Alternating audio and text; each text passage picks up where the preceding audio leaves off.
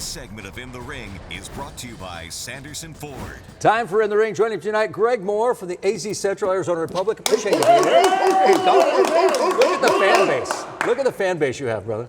At Writing Moore on Twitter. Thanks for being here. I appreciate it. Thank you for having me. It's man. a busy Always happy weekend. To be here. Yeah. We got to talk topic number one, and that's NBA Finals. Sure. The Warriors even the series at a game apiece. Who wins Game 3 right now? Golden State, but Toronto's in the driver's seat for the series. Golden State players are falling apart. Looney's hurt. Cousins is hurt. Iguodala's hurt. Klay Thompson's hurt. Kevin Durant's Not hurt. back yet. Listen, that's a lot of guys who are either dinged up or flat out of the lineup. That's a problem moving forward. Point. Toronto's guys are still running around out there. They're flying around. They did show some fatigue at the end of, Game 2.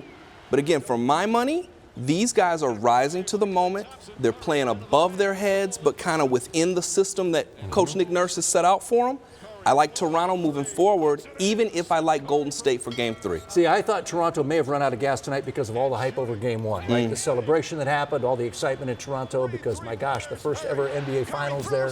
So I thought maybe that was the case. But we'll see. I do like Golden State in Game 3, though, coming back to Oracle. Topic number 2, the Diamondbacks. They won a series this weekend. They beat the Mets, Greg. Merrill Kelly was outstanding today. So how about Merrill Kelly? And the bats came alive. Let's talk about that, too. Listen, let's talk about the hometown guy coming through for the Arizona Diamondbacks. 30-year-old rookie. 30-year-old rookie. Desert Mountain, ASU, Yavapai CC, Korea. Right. But he's one of 5 guys to play all of his ball. College, high school, college, and pro in Arizona. Yep. And really, he saved the day. Now, if you really want to have some fun with it, Merrill Kelly saved the season.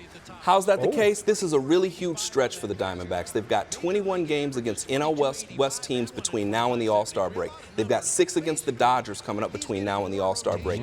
You start losing too much ground now, you can't recover. General manager Mike Hazen starts trading guys off to stock up the farm system, and we're breaking up a team that's given us postseason runs the last 2 years. Yes, they fell apart at the end of last season. 2 years ago, they won that thrilling wild card game. Yep.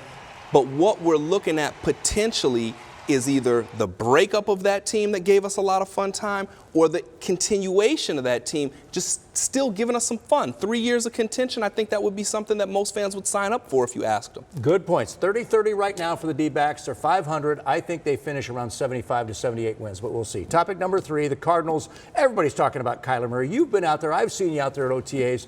What's your first impression of Kyler? I think he's showing some great signs early on, even though it's still early. Yeah, no, he seems to be fully ready for the moment, right? Doesn't he? Yeah. He's got teammates comparing him to Patrick Mahomes.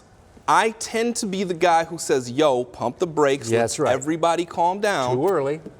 Be who you are. But that's what Kyler said. Kyler goes, wow, yeah, that's flattering. He was the MVP. That felt really cool to hear.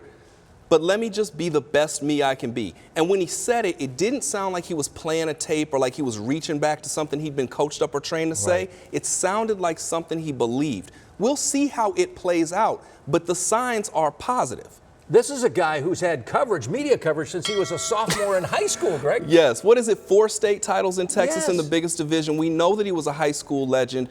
The dude accounted for something like 50 touchdowns. What was it? 47 touchdowns through the air 52, at I think. Oklahoma, and I believe 12 on the ground at Oklahoma. He accounted for roughly 4 touchdowns a game over 14 games. Big-time college football. Look, the guy can play. Let's give him a chance to show us what he can do. But I think it's fair to be excited. I think it's fair to be excited. I don't know how excited. I mean, rookie coach, rookie quarterback. I don't know, but it's going to be better than last year, right? Should be. Thanks, Hopefully. Greg, for coming in. Appreciate it. Thanks, Greg.